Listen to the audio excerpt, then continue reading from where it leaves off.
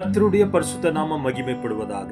சங்கீதம் 20 அதிகாரம் 4வது வசனம் சொல்லுகிறது, அவர் உமது மன விருப்பத்தின்படி உனக்கு தந்தருளி உமது ஆலோசனைகளை எல்லாம் நிறைவேற்றுவாராக.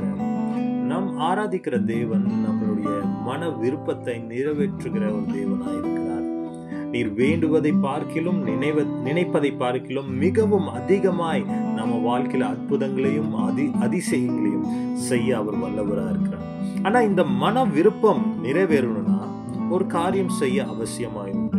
அதுக்கு முன்பாக வசனத்தை நீங்க வாசித்து பாத்தீங்கன்னா 3வது வசனம் சொல்லுகிறது, நீர் செலுத்தும் காணிக்கைகளை எல்லாம் அவர் நினைத்து உமது சர்வாங்க தகன பலியை அவர் பிரியமாய் ஏற்றுக்கொள்வாராக.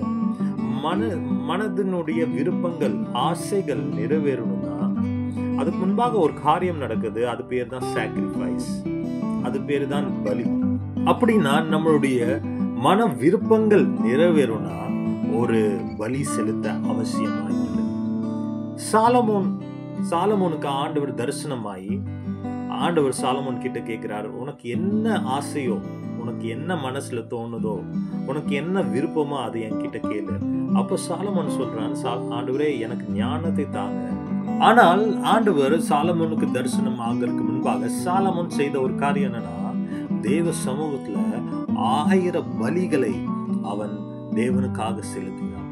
அந்த பலி செலுத்தினோன்னு ஆண்டவர் ராத்திரியிலே சாலமோனுக்கு தரிசனமாயி ஆண்டவர் சாலமோனுக்கு கேட்கிறான், நீ என்ன கேட்டாலும் நான் உனக்கு தரேன்னு சொன்னார்.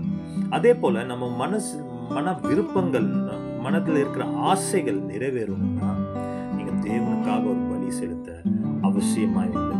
வசனம் சொல்லுறது, நீர் செலுத்தும் காணிக்கைகளை அவர் நினைத்து உமது சர்வாங்க தகன பலியை பிரியமாய் ஏற்றுக்கொள்வாராக. அவர் உமது மன விருப்பத்தை நிறைவேற்றி உமது ஆலோசனைகளை அவர் நிறைவேற்றுவாராக.